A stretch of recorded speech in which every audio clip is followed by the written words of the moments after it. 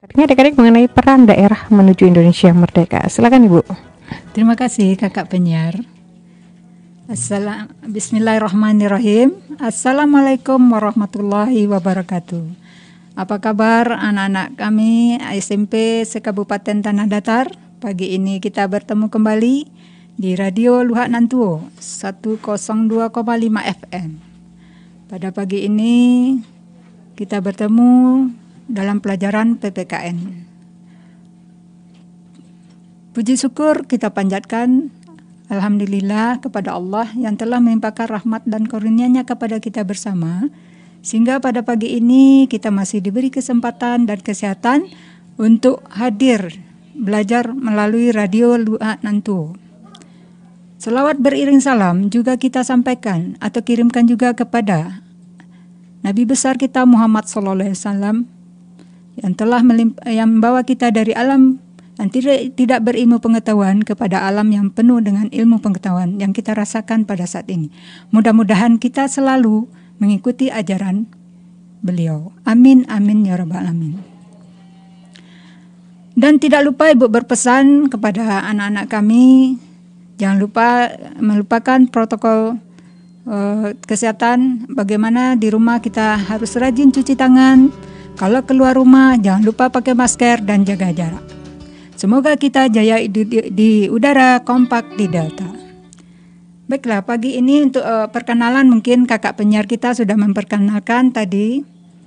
Jadi Ibu tidak perlu lagi memperkenalkan diri.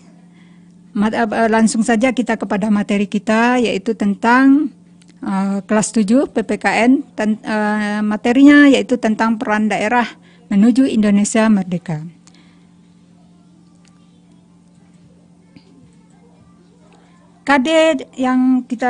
KD-nya di sini yaitu tentang mengasosiasikan karakteristik daerah dalam kerangka Negara Kesatuan Republik Indonesia. Setelah mempelajari ini, tujuan yang ingin dicapai, yang pertama, dapat mendeskripsikan peran daerah istimewa di Negara Kesatuan Republik Indonesia. Yang kedua, dapat menelaah peran daerah istimewa Aceh dan Yogyakarta pada tahun 1928 sampai 1945. Yang ketiga, dapat menganalisis pergerakan daerah istimewa Aceh dan Yogyakarta tahun 1928 sampai 1945. Materi pokok kita yaitu peran daerah menuju Indonesia merdeka. Di sini tentu kita harus tahu dulu Ananda, apa itu peran daerah? Ya. Arti peran daerah di sini yaitu daerah berperan dalam memberikan dukungan penuh terhadap kemerdekaan Indonesia serta melakukan penyerangan kepada penjajah asing yang ingin menguasai daerah tersebut. Itu yang dikatakan peran daerah. Daerah di sini juga berperan memiliki peranan yang penting dalam perjuangan merebut dan mempertahankan kemerdekaan. Karena kita ketahui perjuangan merebut kemerdekaan atau melawan penjajah oleh daerah itu memiliki tujuan yang sama. Apa tujuannya? Yaitu bagaimana kita bisa merdeka. Kemerdekaan Indonesia itu yang ingin kita capai sebagai masyarakat Indonesia. Di sini peran daerah sangat dibutuhkan. Sejarah telah membuktikan bahwa tanpa adanya peran daerah, di seluruh daerah belum tentu kita merdeka. Jadi, kalau tidak ada peran daerah, tiap-tiap daerah pada waktu kita dijajah oleh bangsa asing, belum tentu kita merdeka. Jadi di sini peran daerah itu sangat penting. Demikian juga peran daerah pada saat ini, pada saat ini kita lihat ada beberapa daerah khusus yang diberi keistimewaan. Di sini yang akan Ibu terangkan cuma 2, daerah istimewa Aceh dan daerah istimewa Yogyakarta.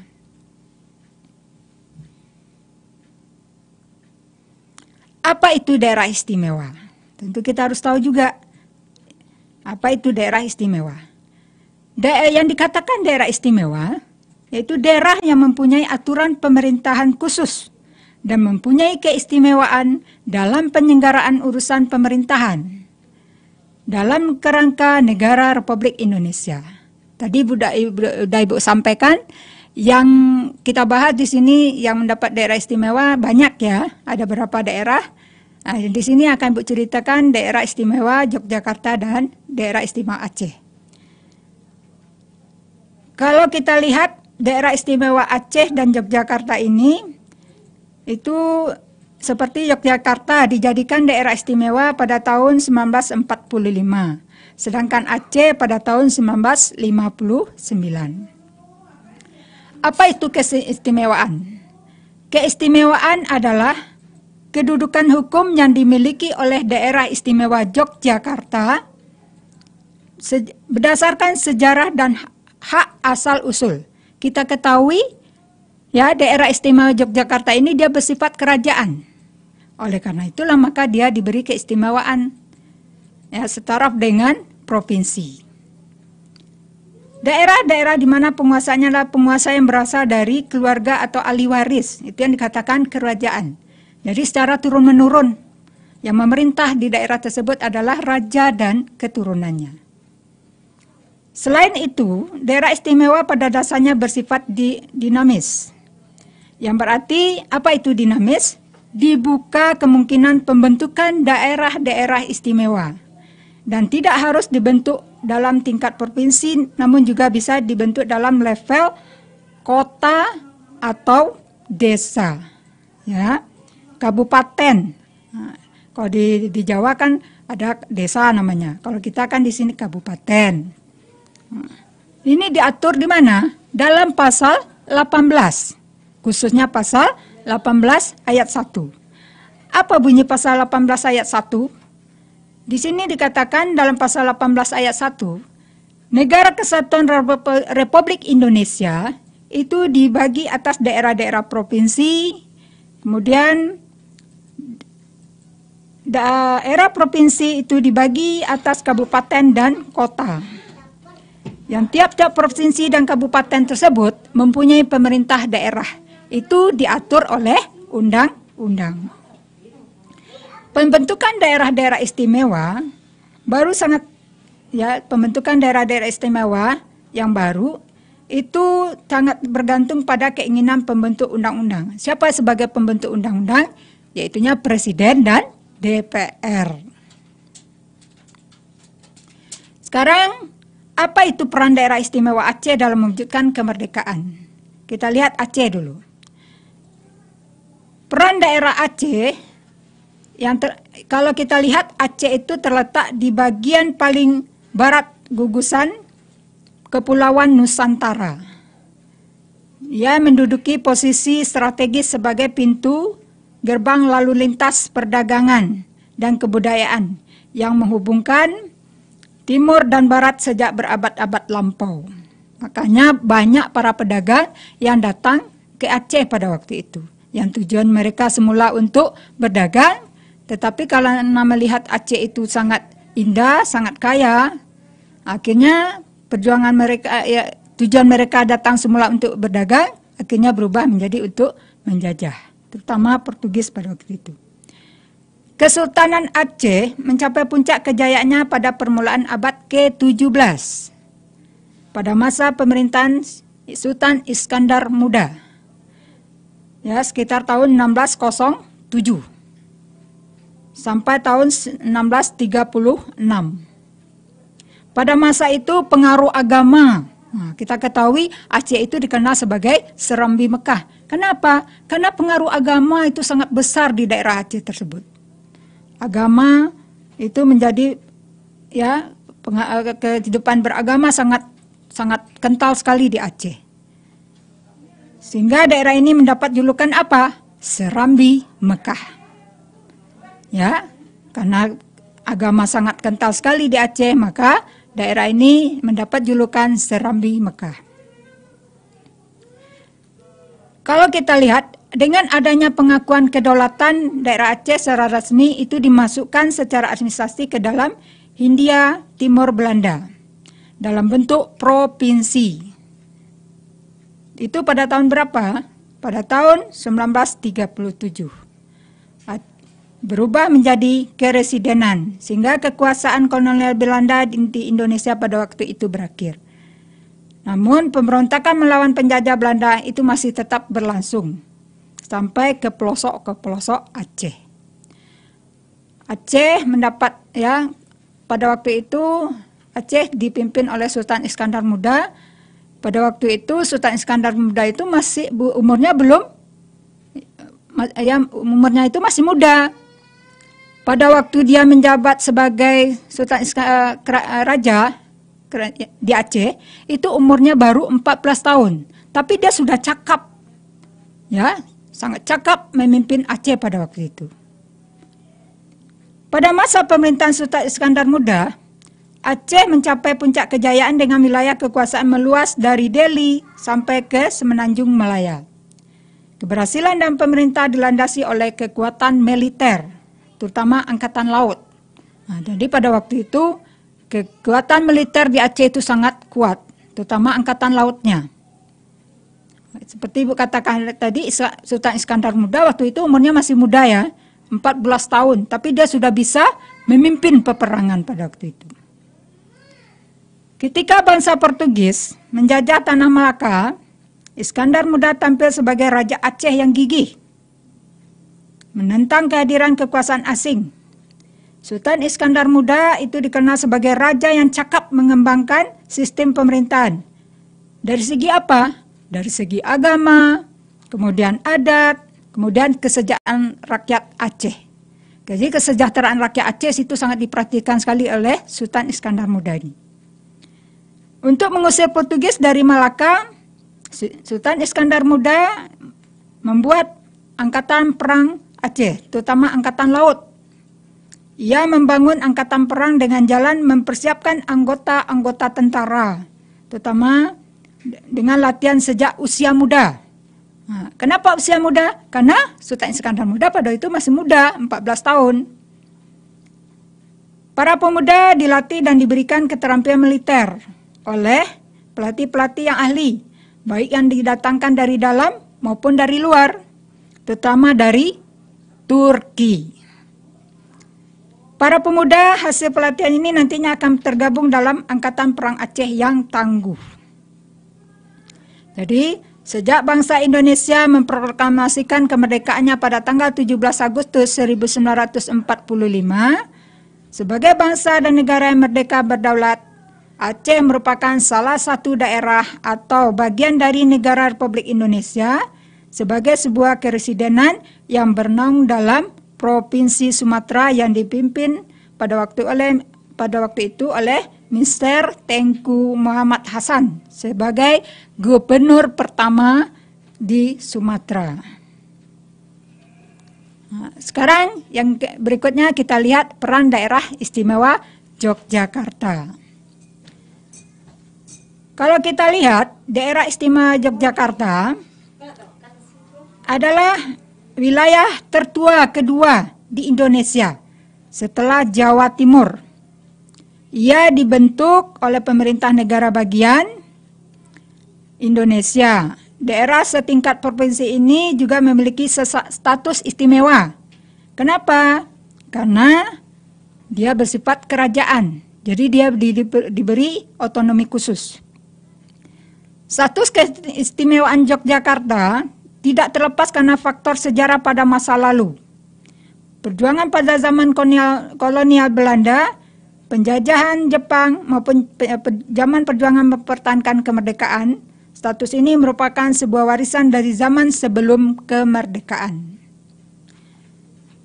Kesultanan Yogyakarta dan juga Keadipaten Paku Alaman sebagai cikal bakal atau asal-usul daerah istimewa Yogyakarta memiliki status sebagai kerajaan, vasal atau negara bagian dalam pemerintahan penjajahan mulai dari VOC, Hindia Prancis, Hindia Timur, Hindia Belanda, dan terakhir Tentara Angkatan Darat ke-16 Jepang, yaitu Kekaisaran Jepang. Status ini membawa konsekuensi hukum dan politik yaitu berupa kewenangan untuk mengatur dan mengurus wilayah negaranya sendiri atau daerahnya sendiri di bawah pengawasan pemerintah penjajahan. Kalau kita lihat status ini pula yang kemudian juga diakui dan diberi payung hukum oleh Bapak pendiri bangsa pada waktu itu, yaitunya Insinyur Soekarno, di mana ya dalam sidang BPPKI dan PPKI sebagai daerah bukan lagi sebagai sebuah negara. Di Jakarta juga pada tanggal 19 Agustus 1945 terjadi pembicaraan serius di dalam sidang PPKI.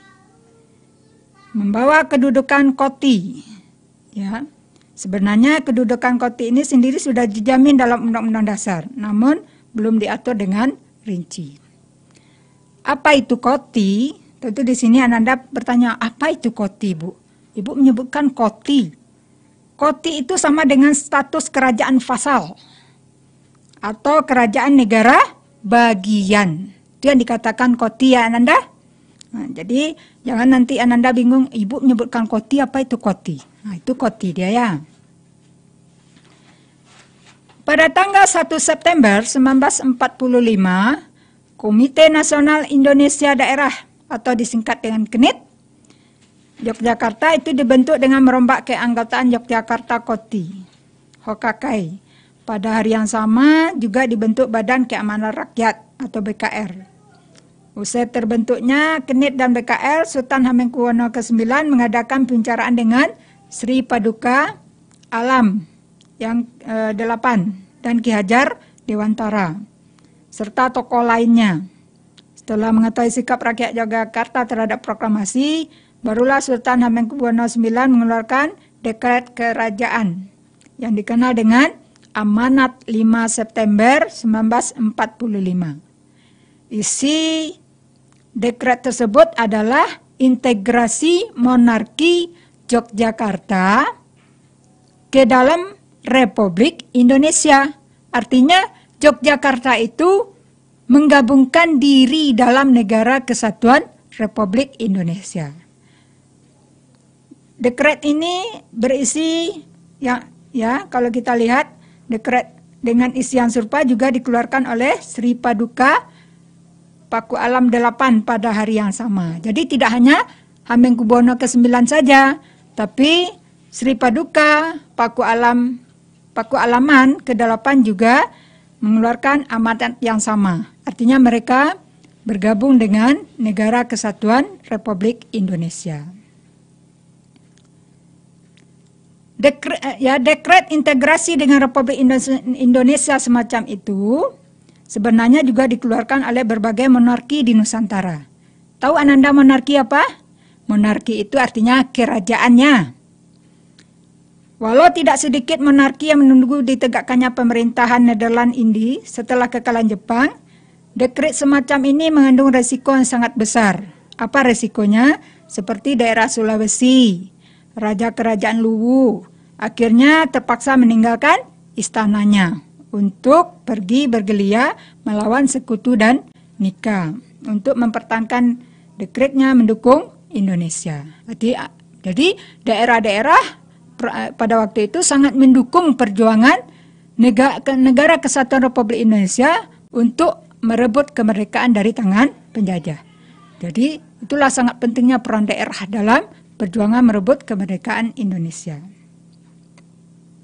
Sekarang kita lihat pergerakan Yogyakarta terhadap kemerdekaan Indonesia. Ya, apa pergerakan Yogyakarta terhadap pergerakan Republik Indonesia? Kita lihat tentu sumbangsinya apa untuk kemerdekaan Republik Indonesia. Tentu ada sumbangsinya. Kita lihat yang pertama, pada waktu itu ya Yogyakarta menampung para tentara Republik Indonesia saat serangan umum 1 Maret di kediamannya. Artinya apa? Sultan Hamengkubuwono IX itu menampung para tentara Indonesia untuk tinggal di kediamannya, ditampungnya. Ya, bagaimana diberi pelayanan yang baik. Kenapa? Karena mereka harus dilayani, harus diperhatikan. karena mereka berjuang untuk negara kesatuan Republik Indonesia. Yang kedua, didirikannya pabrik senjata yang menghasilkan mortir, ya, pistol, senapan mesin, granat tangan, ranjau, serta peluru. Jadi di Yogyakarta itu ada sebuah gudang dibangun untuk membuat bermacam-macam. Ada peluru, ada senapan angin, ada granat. Nah, kenapa? Tidak mungkin kita berjuang melawan penjajah dengan bambu runcing saja kan? Tentu kita ingin membuat suatu senjata yang lebih canggih lagi. Seperti itulah pada waktu itu di daerah Yogyakarta dibuat senapan angin, kemudian granat, kemudian banyak lagi yang tadi. Kemudian pada waktu ya negara ibu kota Indonesia dipindah ke Yogyakarta, pemerintah Indonesia pada waktu itu mendapat bantuan dari Yogyakarta sebanyak 6 gulden. 6 gulden itu tentu pada waktu itu kalau kita lihat sekarang sebanyak 46 triliun. Itu Hamengkubuwono IX memberikan bantuan kepada pemerintah Indonesia pada waktu itu. Untuk apa? Untuk negara kesatuan Republik Indonesia berjuang. Kemudian pada tanggal 4 Januari 1946 hingga 17 Desember 45, Yogyakarta menjadi ibu kota negara Indonesia. Jadi ibu kota negara Jakarta itu sempat pindah ke daerah Yogyakarta. Nah, pada saat itulah Hamengkubuwono IX memberikan bantuan berupa uang atau dana sebanyak 6 gulden tadi untuk membantu perjuangan kemerdekaan Indonesia. Kemudian berita proklamasi itu sempat dimuat dalam harian Sinar Matahari di Yogyakarta. Jadi supaya berita proklamasi ini tersebar dengan cepat, berita proklamasi ini dimuat dalam harian Sinar Matahari di Yogyakarta pada waktu itu. Karena kalau tidak disiarkan di radio, tentu penyampaiannya tidak cepat. Kalau dari mulut ke mulut tentu hanya sulit diketahui oleh rakyat Indonesia maupun dunia pada waktu itu. Kemudian Yogyakarta juga menjadi salah satu pusat bersemayanya kesadaran kebangsaan. Artinya apa? Ya, pada waktu itu bermunculan organisasi-organisasi kebangsaan yang lain, seperti Budi Utomo, adanya Sumpah Pemuda, adanya Muhammadiyah. Itu bermunculan. Mereka pun termotivasi untuk membentuk sebuah organisasi kepemudaan untuk membantu perjuangan negara Republik Indonesia. Yang berikut, pada tanggal 5 September 1945, penggabungan dari Kesultanan Yogyakarta ke dalam pemerintahan Indonesia. Artinya tadi sudah Ibu sampaikan kan, Sri Sultan Hamengkubuwono IX itu memberikan amanat kepada pemerintah Indonesia bahwa mereka ikut bergabung dengan Negara Kesatuan Republik Indonesia untuk membantu perjuangan negara Indonesia. Kalau di sini sebagai bukti sejarah ya, di mana dapat kita lihat maklumat resmi berisi pernyataan penggabungan dari Kesultanan Yogyakarta ke dalam pemerintah Indonesia. Di sini sengaja Ibu bacakan supaya Ananda yakin bahwa memang daerah Yogyakarta itu pernah menggabungkan diri ke dalam Negara Kesatuan Republik Indonesia. Apa isi amanatnya tersebut? Di sini akan Ibu bacakan. Kami Hamengkubuwono IX, Sultan Negeri Yogyakarta Hadiningrat menyatakan: 1. Bahwa negeri Yogyakarta Hadiningrat yang bersifat kerajaan adalah daerah istimewa dari Negara Republik Indonesia. Yang kedua, bahwa kami sebagai kepala daerah memegang segala kekuasaan dalam negeri Yogyakarta Hadiningrat. Dan oleh karena itu, berhubung dengan keadaan pada dewasa ini, segala urusan pemerintah dalam negeri Yogyakarta Hadiningrat mulai saat ini berada di tangan kami dan kekuasaan-kekuasaan lainnya kami pegang seluruhnya.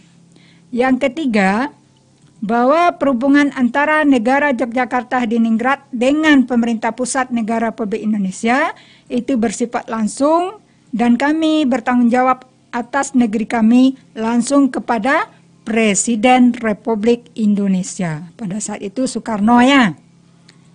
Kami memerintahkan supaya segenap penduduk dalam negeri Yogyakarta Hadiningrat mengindahkan amanat kami ini. Nah, itu yang diamanatkan oleh si Sultan Hamengkubuwono IX kepada rakyat Yogyakarta pada waktu itu. Sekarang kita lihat pergerakan Aceh terhadap kemerdekaan Republik Indonesia. Kita lihat sumbangsi Aceh terhadap kemerdekaan Indonesia atau pergerakan Aceh terhadap kemerdekaan Republik Indonesia. Yang pertama, ya Aceh itu sangat kuat sekali dalam sumbangsinya mempertahankan kemerdekaan Indonesia. Banyak kita lihat tokoh-tokoh pelawan yang dari Aceh seperti Cut Nyak-Dien, ya, Panglima Polim. Itu mereka berjuang bersama rakyat untuk mempertahankan kemerdekaan Indonesia. Kemudian menjadi donatur perjuangan kemerdekaan Indonesia. Sama dengan Yogyakarta tadi. Mereka juga menyumbang dana untuk kemerdekaan Indonesia. Kemudian Aceh juga sempat menyumbangkan pesawat untuk perjuangan kemerdekaan Indonesia. Ada 2 pesawat yang disumbangkan oleh Aceh untuk membantu perjuangan kemerdekaan Indonesia pada waktu itu. Kemudian menyumbang kapal laut. Nah, jadi tidak hanya pesawat udara saja ya, kapal laut juga disumbangkan oleh Aceh pada waktu itu untuk kemerdekaan bangsa Indonesia. Yang ketiga, Aceh juga sempat menjadi ibu kota RI yang ketiga. Kemudian yang keenam, menyumbang emas Monas. Nah, jadi Monas yang ada di Jakarta sekarang itu sebagian emasnya adalah sumbangan dari Aceh. Kemudian juga yang ketujuh, adanya peran radio Rimba Raya dan Beriun. Kenapa radionya dikatakan radio Rimba Raya? Karena pada waktu itu radionya terletak di hutan belantara atau rimba. Makanya dikatakan radionya radio Rimba Raya. Nah, kenapa di tengah hutan? Supaya tidak diketahui oleh penjajah pada waktu itu. Kemudian terjadinya aksi Long March ke Front Media Area. Artinya rakyat itu melakukan perjalanan panjang secara gerilya untuk melawan penjajah. Jadi dapat kita simpulkan di sini, kita ambil kesimpulan, Ananda sekalian, bahwa untuk mempertahankan kemerdekaan Republik Indonesia itu harus kita lakukan secara bersama-sama oleh seluruh rakyat Indonesia. Di sini peran daerah sangat dibutuhkan sekali, terutama generasi mudanya. Kita sebagai generasi muda juga harus berperan untuk mewujudkan kemerdekaan Indonesia. Dengan cara apa? Kalau kita sudah merdeka sekarang tentu dengan mengisi kemerdekaan itu dengan hal-hal yang positif. Contohnya, ya belajarlah giat, rajin dan tekun. Kemudian jangan lupa kita berorientasi ke depan. Bagaimana kita semangat untuk belajar. Yang ketiga, apa peran generasi muda? Harus aktif dalam organisasi, baik di sekolah maupun di lingkungan tempat tinggal. Di sekolah tentu dengan cara masuk menjadi anggota OSIS. Kalau di lingkungan tempat tinggal bisa menjadi anggota Karang Taruna. Itu supaya kita bisa menjadi mendisiplin diri kita menjadi seorang pemimpin nantinya. Kalau mudah-mudahan kalau nanti kita berniat untuk atau bercita-cita ingin menjadi seorang pemimpin, jadi kita sudah terlatih. Nah, jadi itulah materi kita pada hari ini. Mudah-mudahan apa yang Ibu sampaikan ini juga bermanfaat bagi Ananda semua. Ibu sudahi dengan wabillahi taufik wal hidayah. Wassalamualaikum warahmatullahi wabarakatuh.